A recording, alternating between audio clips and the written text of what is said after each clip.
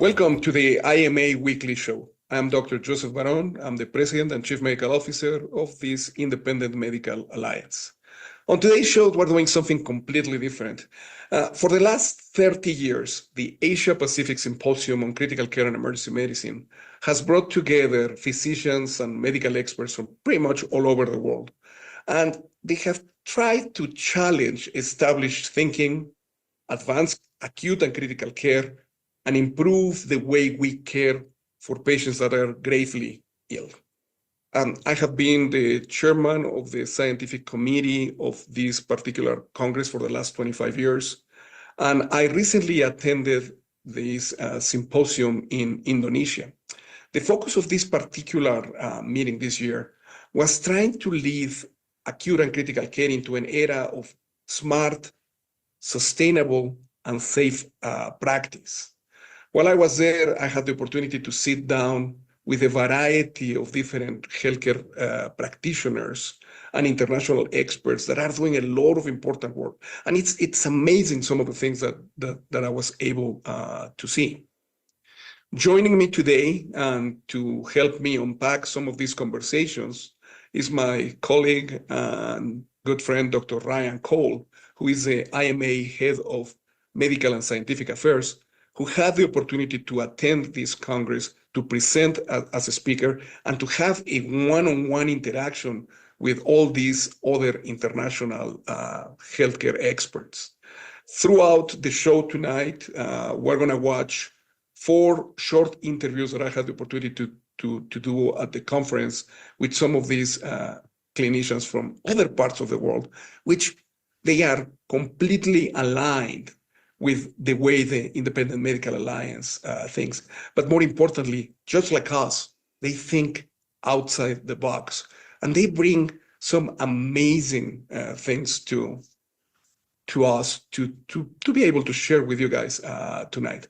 Our primary concern, as you know, is to have a more patient-centered care.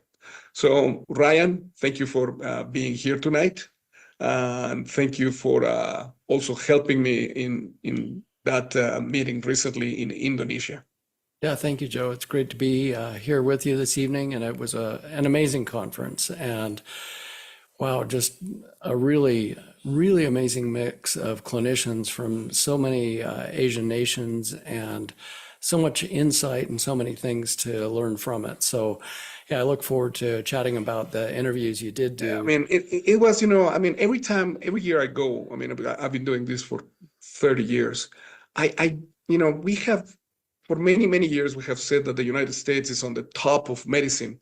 I think that the pandemic taught us that that's not the case. Right. And sometimes we have to be humble and understand that there are people doing things different in other parts of the world. And maybe we should listen. Tonight, we're going to show a few of those examples and discuss how things are. So if it's okay with you, Ryan, let's go ahead and we're going to show our first video. And our first video has, it's an interview that I did with Dr. Saxena. Dr. Saxena is an intensive care specialist and a senior staff specialist in Australia. He basically helped us understand what's going on in Australia. How did they, deal with the pandemic? We heard some of the frontline experiences from Australia, and they're scary. Some of the things that happen. how difficult it was for them to deal with these things. The conversation, as you will see, show how difficult it is to deal with politics, and to all of us. I mean, which we have a lot of things. And just to let you know a little more about Dr. Saxena before we start the video. He trained in India and in Australia. Like I said, he's currently working in New South Wales. His experience is unique because it includes management, acute care in rural and metropolitan tertiary centers. His experience in the COVID pandemic was very interesting. He had two different kinds of loads, the big hospitals and the small hospitals, and he really had issues. Australia is such a big, gigantic place that they had like travel restrictions, which created bureaucratic challenges for him, even for essential healthcare workers. So there was a lot of debate. So he was very instrumental in educating us. Let's listen to him. And today I'm having with me Dr. Saxena from Australia. Hello. Hey, tell us a little bit about yourself. I mean, what you do, where you're trained. So my name is Anurag. Originally from India, moved to Australia about 18, 19 years ago. I was practicing intensive care and internal medicine in India before I moved. And I came to Australia. I did my Australian Critical Care Fellowship. And since I've been working as a staff specialist in different networks, currently I'm working with the Hunter New England network in New South Wales. There was a lot of discrepancy on therapeutic interventions. You could be either pro-vaccine or against vaccine, or pro-ivermectin or against ivermectin, or things like that. The United States was probably the one country where things were divided. How was Australia at the time? Was Australia also having such a difference on opinions? Yeah, I think certainly Australia had differences in opinions, and it evolved over a period of time. We had different approaches, different things we did at different stages of the pandemic.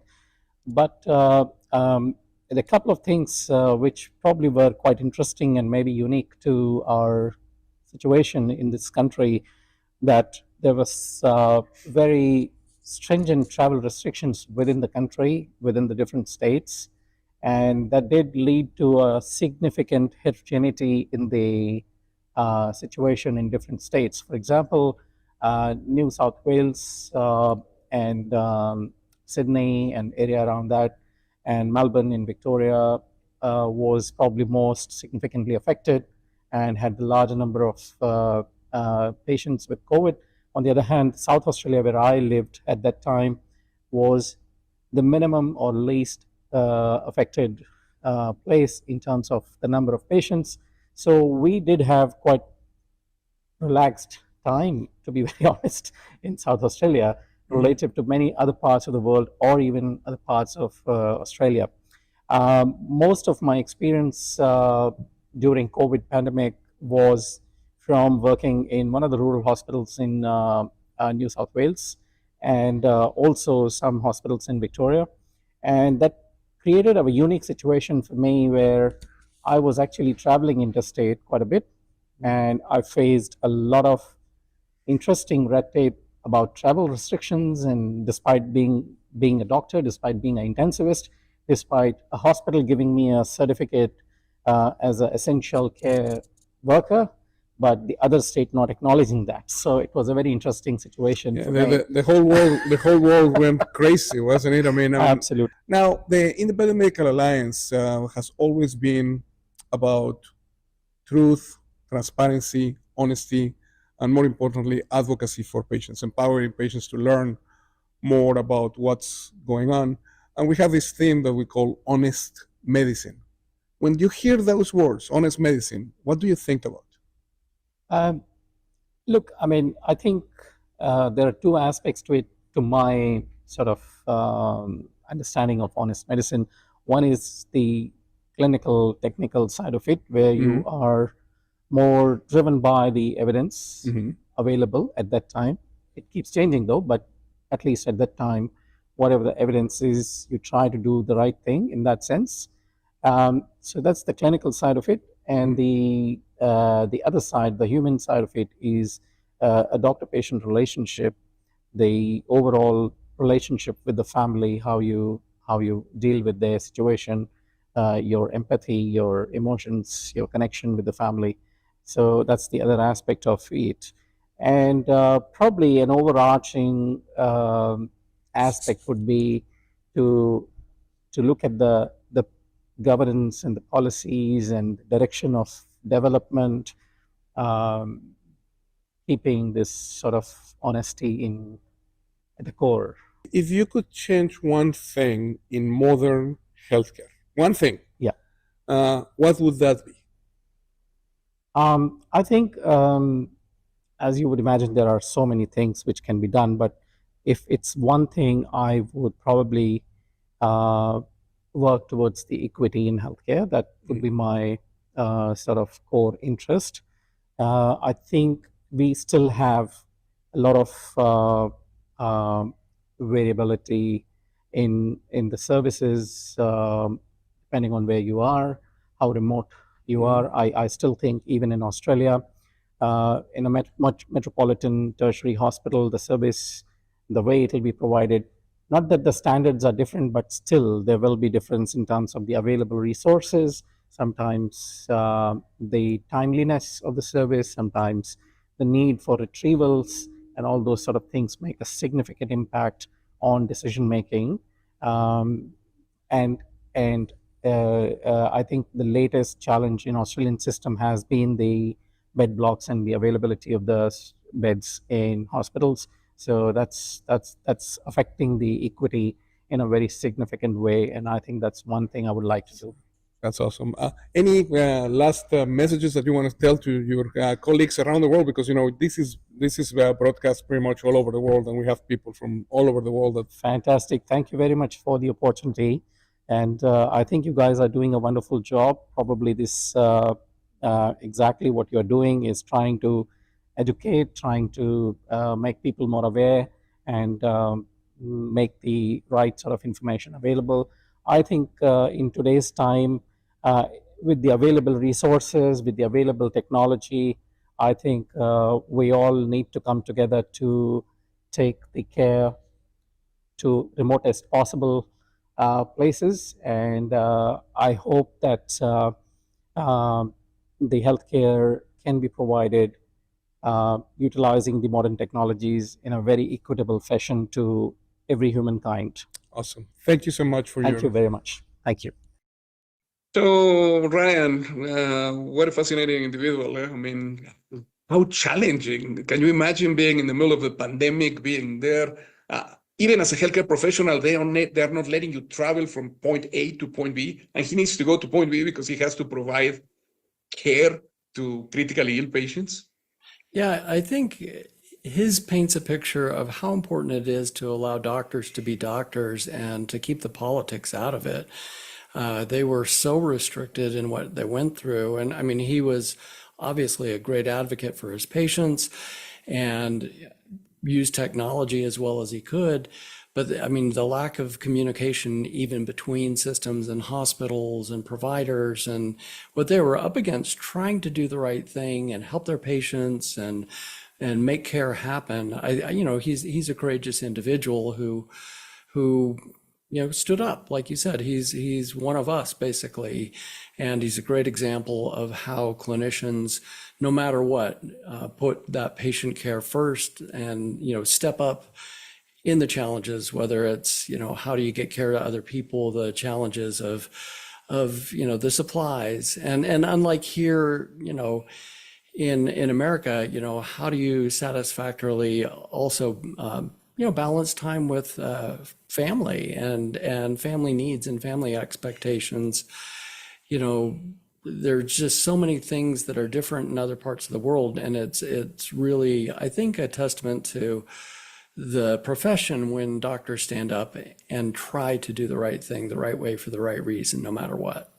And and remember, he advocates for global collaboration, for Absolutely. education. I mean, and that's again, how many people are out there trying to look at other places to help each others? I mean, this is what the essence of the IMA is. We look anywhere we have to look to try to find ways to protect and help our patients. Absolutely. Absolutely. And he's a good example of that. He's a great example. Now let's talk about another example. And this one is a particular one that I have known for many, many years. Dr. Tri Maharani. She's an Indonesian toxicologist. I met her 20 years ago. At the time, she did not speak English, but she had one particular thing, and that was that she was the world expert at the time on snake bites. You're going to say snake bites. Come on. Why snake bites? Every year, they have more than 175,000 snake bites. So definitely, you have to identify the snake and decide if the patient requires an antivenom or so. And the person that knows the most about it, I would say in the entire world, is Dr. Tri Maharani. She is the World Health Organization advisor for snakebite cases. She has written extensively.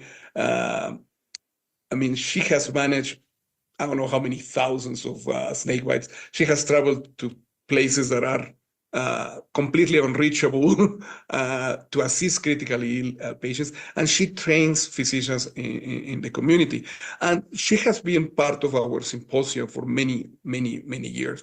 Her work is so unique that she recently was confronted with the fact that how are we going to take care of things? And she basically started to think outside the box. So I think we need to listen to this interview because you're going to find it fascinating. So let's listen to Dr. Maharani.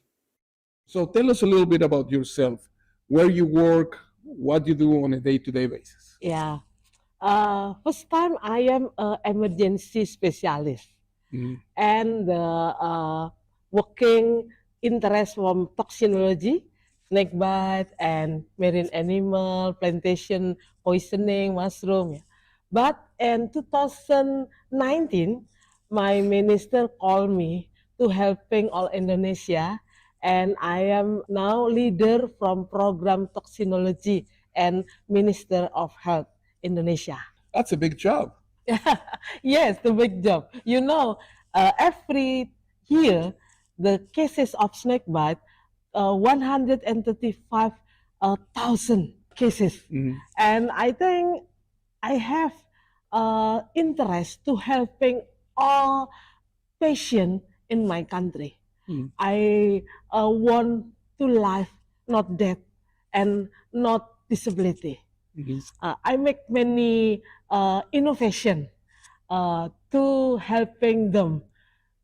Virtual poison center because Indonesia don't have poison center, and I make with the artificial intelligence technology to helping with telemedicine and helping with the identification of snake and distribution antivenom. Which is it's a big problem, especially when you have 17,000 islands. I mean, to be able to access each one of them, that's one of the greatest things that you have done. Yeah, I'm distribution antivenom with drone. With drones. Yeah. That's pretty With impressive. I drone. mean, Because many little island, the many little island and remote area, I think many doctors have problem because no antivenom. I asked to my minister to buy antivenom from the other country, Australia, Thailand, and production Indonesia themselves. But now I asked to the Vice Minister of Defense, not health, to production antivenom to military. interesting. Yeah, and with the new technology, the smart of the cell and synthetic antivenom, because the many here only conventional antivenom. Injected the horse of injected sheep. I think it's difficult because horse is very expensive in my country. In the United States, we have a lot of politics, a lot of, we call it red tape, a lot of, but you have been able to jump all of that. How did you do it? What would you tell us to do different so we can implement any different programs? I mean, you did a very good job. Long time ago, I am a little doctor from the remote area, and I have only one goal. I am interested to helping my patient, and I am well to my patient not death and life with the many disease. I think if I have the good goal, God have me many way, and I know the year time by time, my way open it. The stakeholder from the minister, stakeholder from the many department, the military department, health department, social department, and the other. I think many here in Indonesia don't care about the toxin because, that is usual. It's sometimes common. But I know one person is important. If I'm helping one patient, same I helping all patients in my country. It's so nice and so refreshing to see that you are doing exactly what we do in our organization. Put the patients first, and that seems to be the thing that you do. If there was one thing that you would want to tell our viewers, as far as where do you see the future of medicine, where do you see with all these things that are going on, people not agreeing one with the other, what would you tell them? What would you tell them to do to get to your success? Yeah, I think the journey of the helping the patient gave me the experience. The future, Indonesia have integrated collaboration to technology.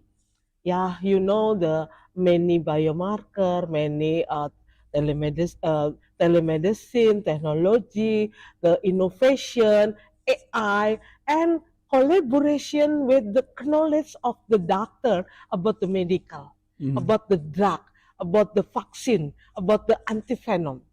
If the collaboration, I think the many whole of the disease, long time ago we don't know. The future is now the relationship one by one and have the solution. This, I think, this problem because Indonesia have problem about disease, and I know the toxin is a big problem and priority problem. If we have many patients in my country. That's awesome. Well, thank you very much for helping us with this interview, and we wish you luck. You've done a fantastic job. I mean, you're managing a huge country, a lot of patients, more than 175,000 snake bites a year. That's a lot of snake bites. And the fact that you can actually get them the antivenom with a drone from an island to an island, that's very cool. Congratulations. Yeah, thank you. So Ryan, I mean, the only thing I could say is, wow, I don't know what you think, but I mean, this woman really thought outside the box. Absolutely. And I mean, she, apart from being delightful, I got to chat with her during the breaks, and, she is an out of the box thinker, and to have such a unique specialty to focus on venoms and snake bites and antidotes and ways to save lives. It's not just that she did that. I mean, patient always comes first, like we say. She would use her own resources to save lives. She would, out of her own pocket, pay for antivenoms. And with the advent of the technologies we have now, she went to their health director and said, hey, I have an idea of how we could save more lives. We can intervene with antivenoms. We can get things to patients more quickly. And, with modern technology, AI, identification, and drones, we can get these much needed life-saving serums to the individuals that need them. Well, the health director said no. He said no. And Part of it, I think, was maybe sexism, unfortunately. We conversed about that during one of the breaks. Well, she went to one of the generals in the military, and she's not a woman that's going to say, no, okay, that's fine, and we'll just, good luck to the people. She's like, no, we can make this happen. Went to one of the generals, and he said, well, this is such a fantastic idea. Let's work together and make this happen. So now in these remote areas, like you described, huge population spread out over a huge distance with, each island having its own individual needs, developed a drone program to get antivenoms by drone into these remote locations and save lives. And, with her expertise in being able to identify the snake, the antivenom needed, et cetera.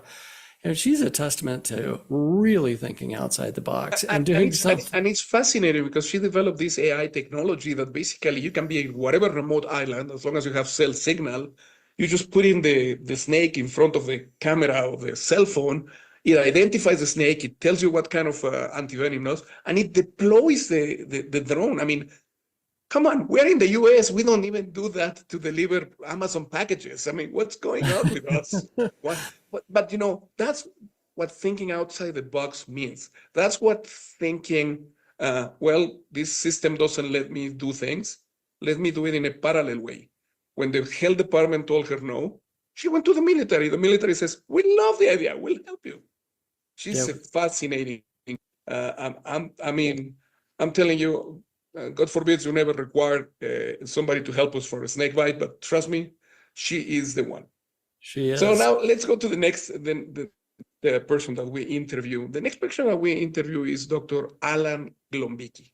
Alan Glombicki is an associate professor of clinical medicine at the University of Houston here in Houston, Texas. And he's an expert in liver transplant. He's an amazing hepatologist. He's been coming to the critical care medicine symposium for about a decade. I've been inviting him to come because not only he's an expert in liver transplant, but he's also an expert on artificial intelligence. He has worked in Houston for over 45 years. He's an MIT graduate as well. So not only he knows about medicine, but he also knows about technology. And his primary interest now is the impact that artificial intelligence has on acute and critical care. He gave a couple of fascinating lectures, and he really, he's a big believer in the philosophy of medicine, centering the patient into the patient being empowered, the patient being responsible, the patient having things like that. So it's not just a tech person; it's somebody that really knows what goes on. He's also another fascinating person. So let's listen to him, and then you can tell me what you think. Sure. Alan, thank you for being here with us today. A pleasure. I want to know what's your point of view of, what do you think went wrong in the pandemic? I think in times of crisis, people will grab for a lifeline of any sort, whether it's a real bona fide lifeline or just something that they think will get them above the water for the time being.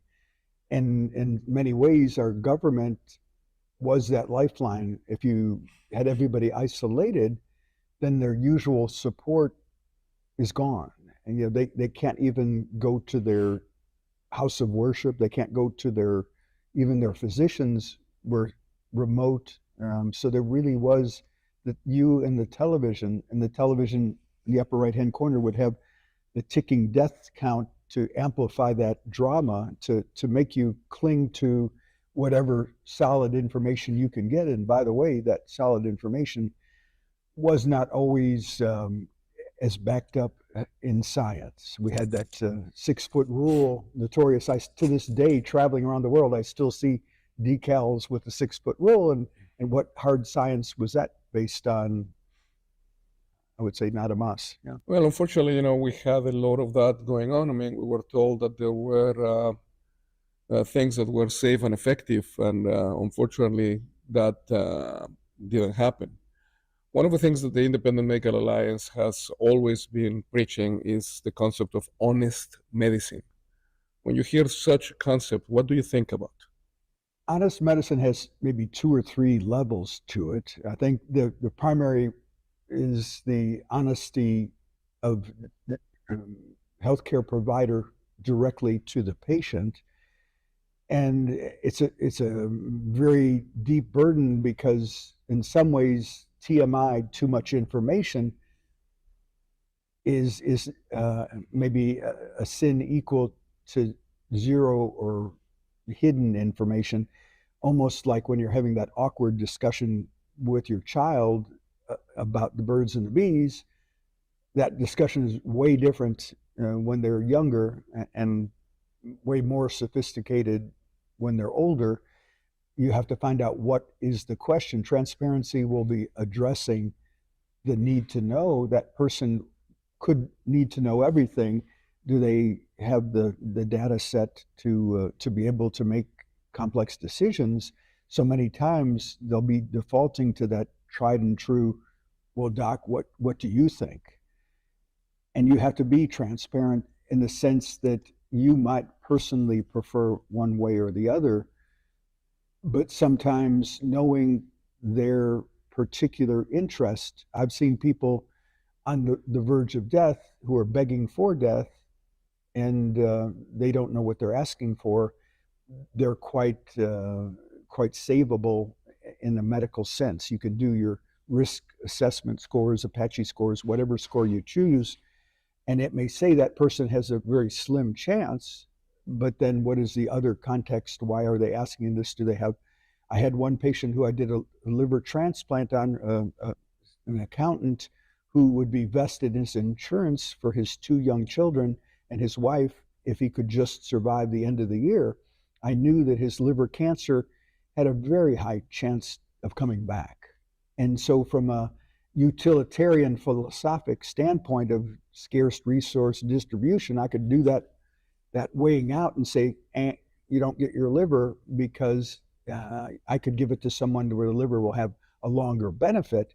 He wasn't asking me that. He was basically asking, can I have the liver and live long enough that I can take care of my family before I pass from the planet? So know what the question is before you can be transparent to the patient.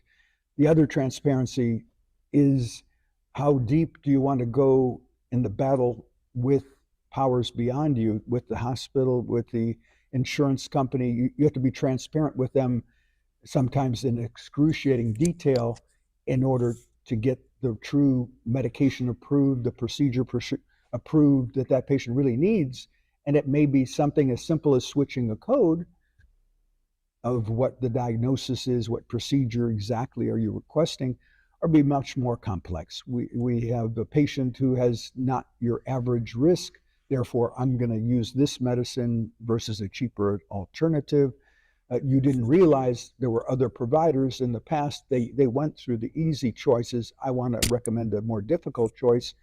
So that answering of that question, that transparency is an active transparency. I have to go after the truth when it comes to gatekeepers beyond the practitioner. You just gave a fantastic lecture on where AI stands. And of course, in the right hands, AI is a fantastic tool.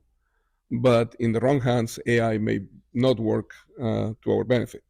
We looked at who we almost worship as scientists. Albert Einstein, when you think of the word genius, you think of Einstein. And he, together with Enrico Fermi and others, hidden underneath the football stadium in University of Chicago. My parents got married, so disclosure, at the University of Chicago. They discovered nuclear technology, atomic pile.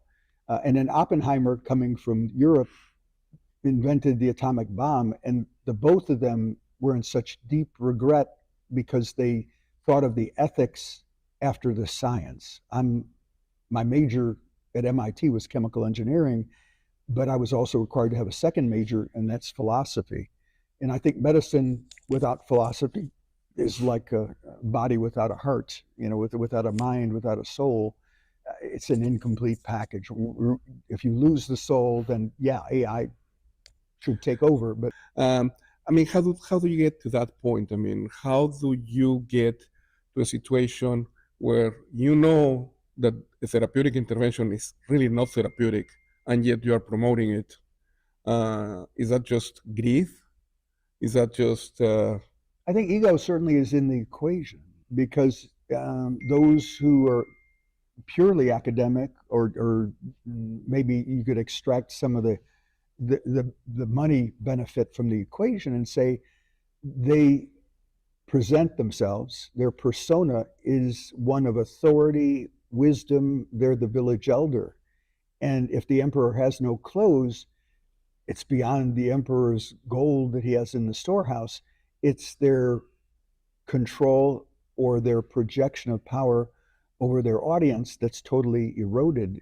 And that, to some people, could be more threatening than any monetary damage or benefit that might be on the table. The United States is at a point where, you know, it's chaotic. Medicine is chaos.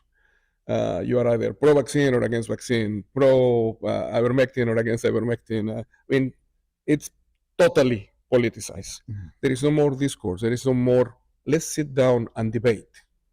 Let's talk like we used to. You know, you used to have a good pro-con. Sometimes I would be asked to talk about something that I didn't believe in, but I had to learn everything about that to see if I would be able to present it. Where do you see medicine going in the United States of America?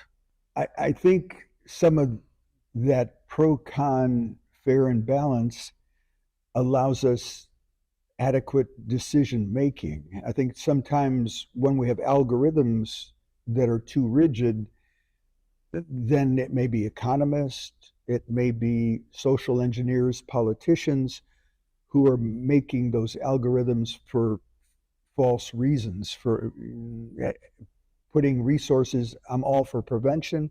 I'm all for giving our municipal dollars to those purposes, but that's not the only purpose. You know, prevention certainly is highest in public health priority.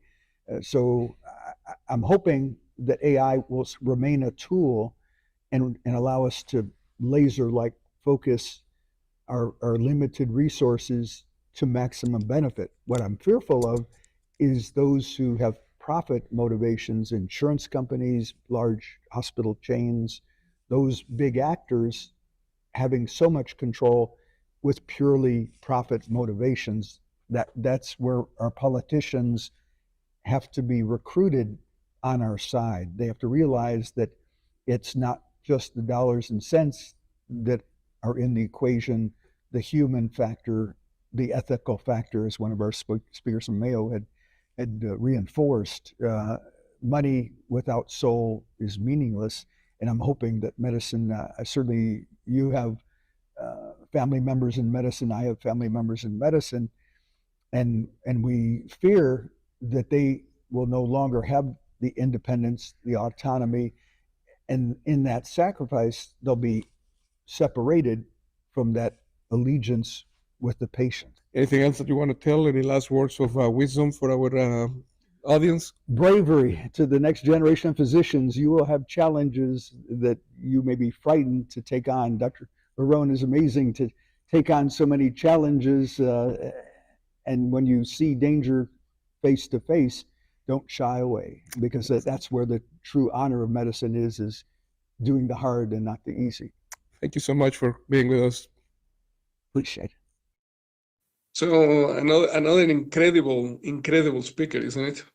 He really is, and I had the chance to chat with him on break as well, and he's very unassuming and has a very storied career in terms of what he's accomplished and what he does.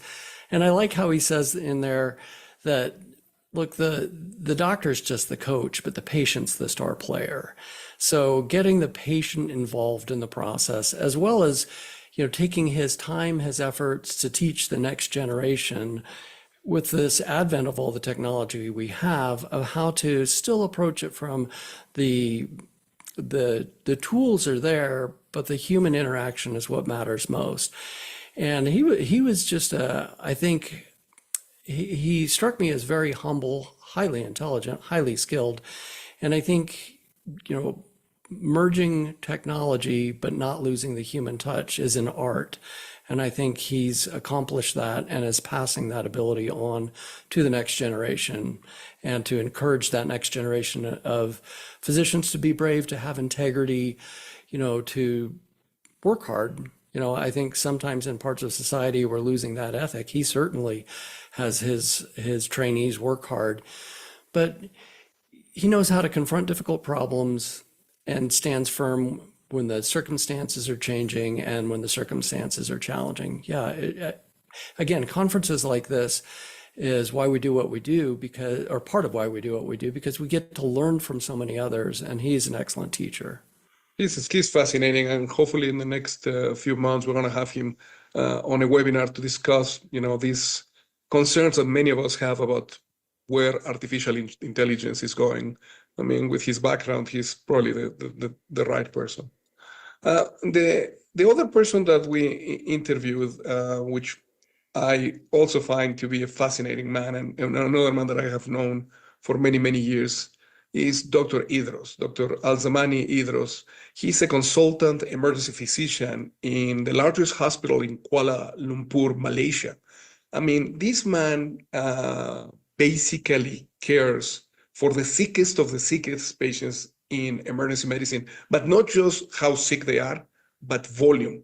The number of patients that they see is something that no hospital in the United States will see, because we have so many hospitals there. They have big, large hospitals. They see hundreds of thousands of patient encounters every day. He gave a couple of lectures on disaster preparedness. He got some, spoke a little bit about CPR, what's new on it. He spoke on drones as well. He spoke about drone-assisted emergency response systems. So he did a lot of really cool things. Dr. Idros is a fascinating individual. On his free time, he likes to write poems. And actually, he wrote a poem for a congress that we use on the opening. And yes, you guys will say poems. That's unusual, but that's one way of coping with the amount of stress that, as an emergency physician, he has. He's a really nice guy. Let's listen to his interview. Tell us a little bit about yourself. What kind of work you do? What are you doing? What's going on in Malaysia? We're very interested in knowing what's. I'm currently the consultant emergency physician and also the head of the emergency department at Hospital Kuala Lumpur in Malaysia. It's the biggest hospital in the whole country, old hospital, more than 150 years.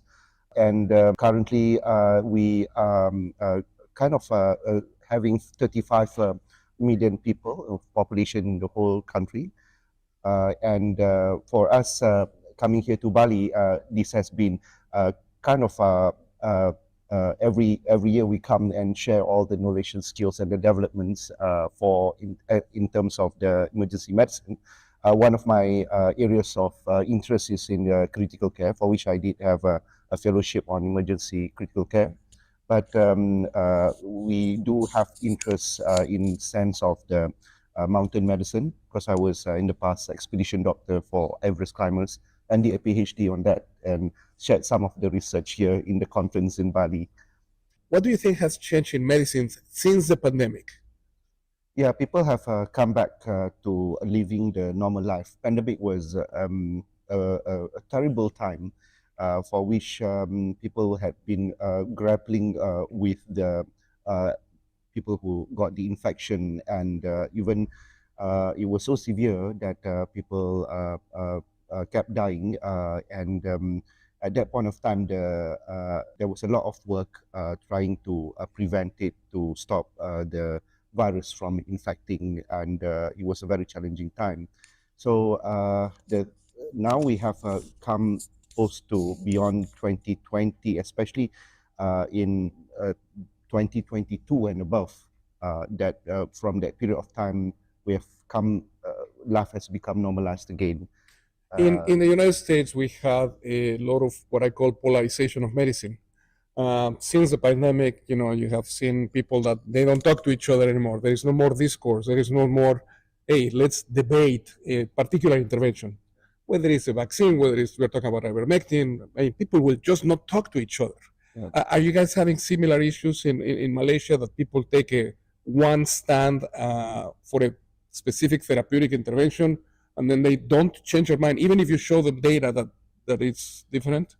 In Malaysia, we are very much driven by data and evidences as it evolved along the way from what the evidence is shown. That was what was adopted. But there's always an open discussion in terms of what can work, what cannot work. But there's always backed by the reasoning. So one may propose their ideas or their perspective, but it has to be backed by the evidences versus another party. And along the way, a lot of time it's about, like, we would only know when we get to a point that we're able to look back and get all the information and form what is maybe better ways to do if had we started all over again from the benefit of hindsight. However, moving forward prospectively, that's what's happening in Malaysia.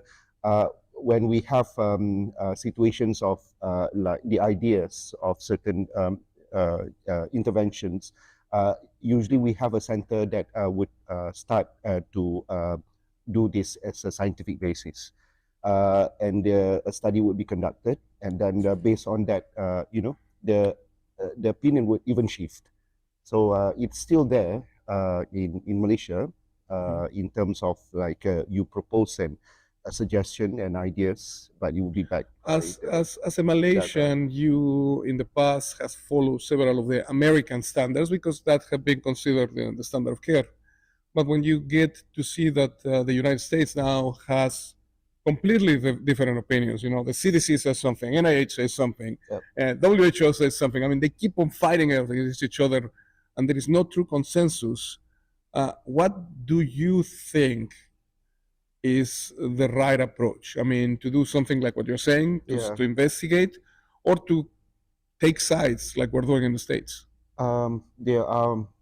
It's not, a lot of times, it's not a question of right versus wrong.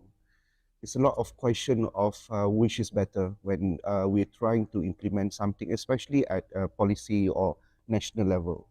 And we may have certain interventions that's put forward that would be taken and then evaluated. So I think going forward in terms of sensibly evaluating it, that if it does work, it will work when you put it in another situation.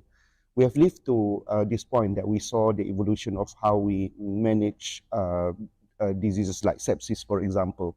It's always an evolution, what we knew 20 years ago, 30 years ago, as what we know now. When the evidences come and appear, and when science, as we say, we repeat the A, we get the B, and another time we repeat A, we still get the B.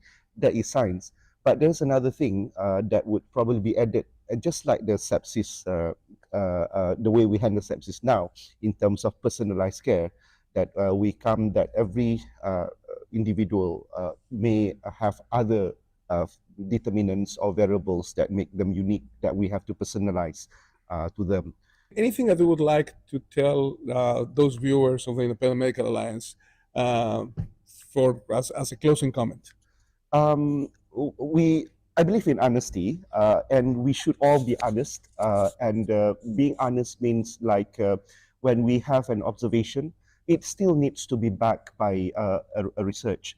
And it would work because that is the only way how we would know something is truly it. Because there's no north, there's no south, west, or east, but it's basically because it works. And the way we could show it to the people is that we repeat the same process, having the same results, and it still equates to science. That is just being honest, as honest I believe that we should actually get to in whatever our beliefs. Dr. Idros, thank you so much for helping us. So, I mean, he's a fascinating guy. I mean, so our viewers know, you actually did spend quite some time with him, and you had the opportunity to chat with him in a very informal way. Yes. And he, again, of all the amazing people that were there at the conference, he really stood out. And you wouldn't know it from talking to him what an important individual he is and all the things that he's accomplished, because he's humble. And, you know, from his mountain medicine research with Everest expeditions, to running huge emergency rooms, to being willing to do, you know, transparent but unique treatments outside of, you know, what one would consider, quote, conventional care. He's not ideological. He sees that, you know, medicine does have a basis in evidence, but it's not ideological, and there are regional biases, and there's ways that we can basically improve what we do in medicine. And I think this is another lesson we have here. We depend upon the IRB, the big hospital system, and we've got to wait for all these things to fall into place in order to do one simple study. And they're like, hey, have an idea, let's try it, let's do it. And if it works, then you pass it down the chain, and now you've evolved medicine very quickly. Obviously, he's very into technology as well. But as a tool, I think one thing I walked away from this conference with is AI and some of our new technologies are kind of like a good junior resident. They're not going to replace the doctor, but they're there as an assistant to make your care quicker and better, so you get better patient outcomes.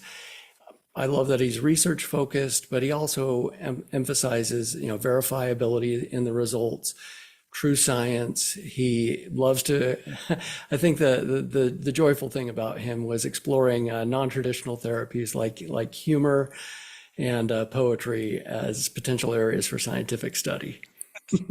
I mean, I don't know about you, but I always get impressed with these individuals. Every single one of the ones that we have shown to our viewers tonight, as well as the ones that we met there. I mean, these are people that are well accomplished. They have written, they take care of the sickest of the sick. They have the largest, very humble. Yes. And that's a big question that I ask myself. How come that doesn't happen in the US? I mean, most US doctors that are very, you know, as famous as these guys are, they won't even talk to you, and they will just try to stay within their own thing. I mean, these people are so open to sharing their knowledge with others, and they are willing to listen, even if you are not saying the same things as them. I mean, we had several discussions with some of them regarding, for example, vaccinations. And, you know, some of them had their thoughts of vaccination, and there was never any argument of, hey, you are wrong. And it's always a very cordial, a very educational, this is what I think based on this. This is what you think. I respect the way you think, not the way we are. I mean, why can't we do that? I'll tell you what helps, Dr. Varon, is if you have a karaoke night, it opens everybody up. Yes, I know. I mean, and I had the opportunity to watch you do karaoke. Please don't quit your day job. I won't quit the day job. Because the karaoke was an interesting watch. We did not film that one because we would not want to lose followers. But Dr. Ryan called us a great karaoke, and you are correct. I mean, the fact that you have a night where you meet with all the other healthcare professionals in a open environment where you can just chat and enjoy. Doesn't matter what you think. Doesn't matter what you think about COVID vaccines or what you think about whatever. I mean, you are there just to chat, and it really becomes very approachable. Why can't we do that? That's what I liked, is it really opened everybody up that evening, and you could converse just about anything and everything. And these are multiple nations coming together. That was the other beauty of it, is learning from each other, from where people are and how they have to practice. And we have, you know, these giant systems that control how things are done here. And, you know, some of their countries do as well, but they have to be innovative. They have to be nimble in many of those locations where these doctors came from. And so it was just a great example of, here's people that still take the oath of medicine seriously, still care about their patients, have every right to have a big head about it. And yet I didn't see that in any of them. You're absolutely correct. They maintain the practice of medicine as a gift and a humility that they approach in not only taking it to their patients, but teaching and sharing with their colleagues as well.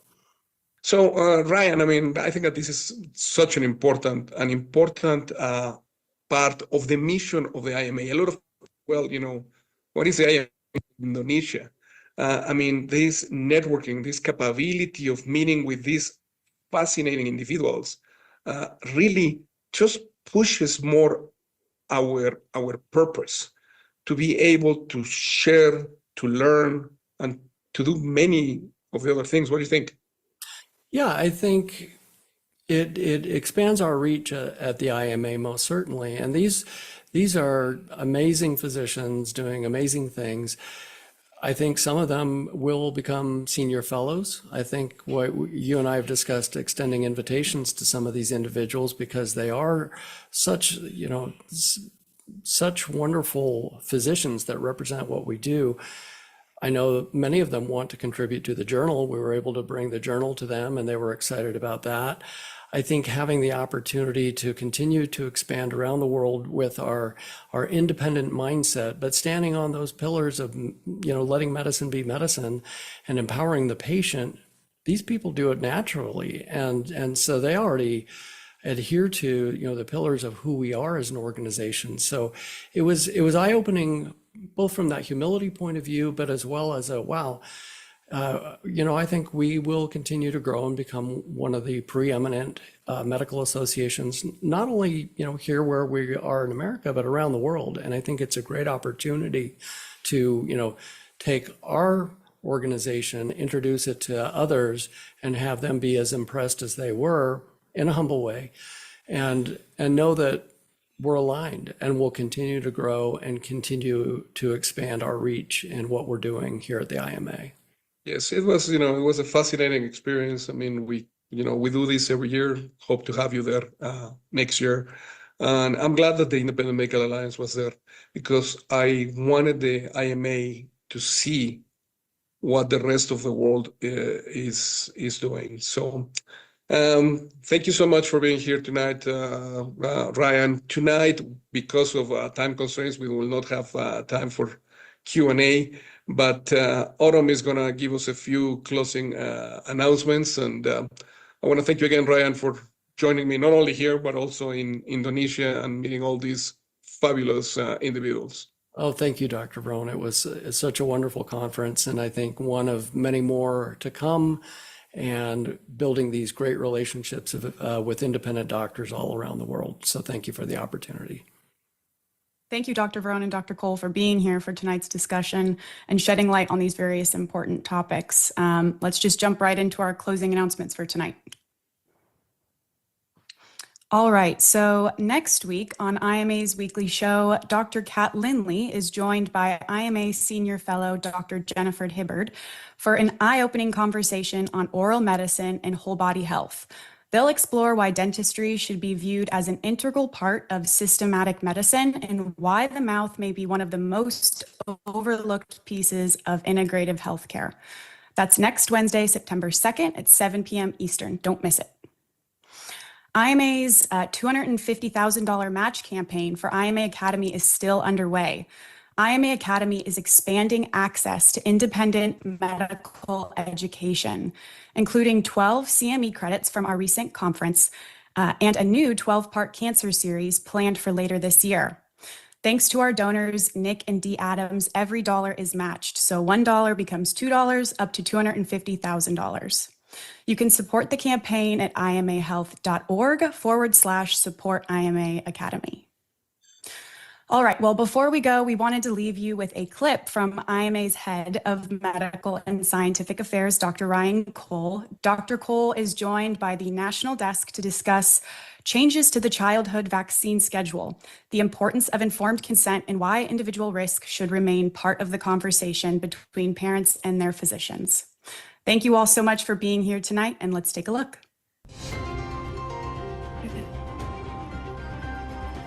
The Trump administration is directing major changes to the federal childhood vaccine policy. A new executive order divides vaccines into those recommended for all children, those for certain high-risk groups, and those left to share decision-making between families and their doctors. It's worth noting here the order sets a new direction but cannot by itself rewrite the schedule for pediatricians that they actually follow. That has to go through the CDC. Joining us now is Dr. Ryan Cole, Head of Medical and Scientific Affairs and Senior Fellow in Pathology at the Independent Medical Alliance. Thank you so much for joining us. I know you've had a busy few weeks. Now, you've spent years looking at how public health policy translates into real-world care. When you look at this executive order, what stands out to you?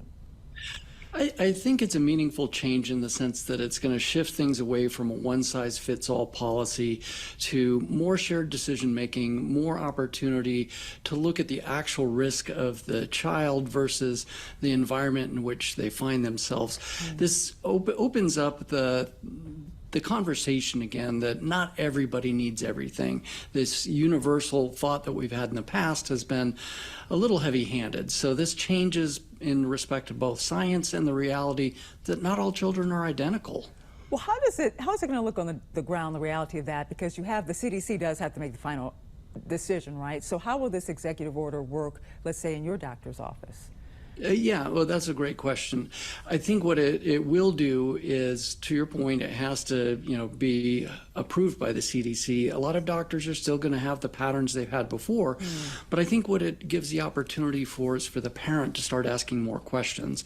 It's now in the conversation, it's in the zeitgeist, and not everyone is a statistical average. So I think it opens up that better opportunity for informed consent, for the parent to be in charge, to ask the question, wait, why does my child need this versus a high-risk child in a high-risk setting that, may be a different equation altogether. Now, that's a good point, because when you look at what's happening here, one of the biggest shifts is moving away from treating every child, as you just talked about, vaccine recommendation the same way, and instead separating them into universal, high risk, and shared decision-making categories. From a doctor's perspective, how important is this to consider when you look at your own child's individual health history? Well, I think it's essential because, you have to consider the family history, the immune status, the real world disease risk. All these diseases don't exist everywhere at all at once. And so, if I'm in a certain high risk country, then the consideration would be far different than if you're in a very clean sanitation environment and that child doesn't need it. So it gives you an opportunity to look child by child, and in some cases, look, they may not need any of them. So this is where it brings things back to common sense. Now, some critics say that undermines decades of work by the CDC's Vaccine Advisory Committee, the independent experts panels that normally sets the vaccine schedule. How do you see it? Well, a lot of their decisions in the past were unfortunately biased by influence, and they had conflicts of interest. A lot of decisions in the past weren't based scientifically, but rather from a business point of view or ways to combine things to improve compliance, but not based on science itself. So the demand in this executive order makes the CDC have to go back and look at the actual data and the actual science. So I think this solidifies the science behind what's being done. Well, the order calls for more space between vaccine visits in this case, but you have one former CDC official says there's no proven benefit to spacing them out. What do you think the science shows? Well, the science in our peer nations in the Western world show that they have better outcomes, less complications, and less long-term health problems in children that do have the injection schedule spaced out. So we have excellent evidence from peer nations, especially in Europe, that are very careful about how they space the shots and don't do them all combined at once. Well, there's also a broader push here for more safety research, greater transparency as well, and even stronger parental involvement in medical decisions. For parents trying to sort through what's happening here, all of this information, which should they be asking their own doctors in order to truly understand what is best for their child, what the risks are, what the benefits are, what the options are? That's a great question, and it should be three simple questions. What's the actual risk of this disease for my child? What's the safety data for the specific shot or combination of shots? And is my child at risk or will benefit from those? And are there timing options or alternate schedules, like you mentioned? And so a good doctor will welcome those questions and walk through the evidence and not just recite a list.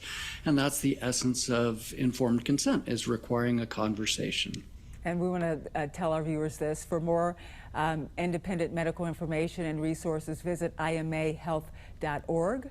There it is right there on your screen. You can write it down. And thank you, Dr. Cole, for joining us this morning. He is the head of Medical Scientific Affairs and Senior Fellow in Pathology at the Independent Medical Alliance. Thanks once again for joining us.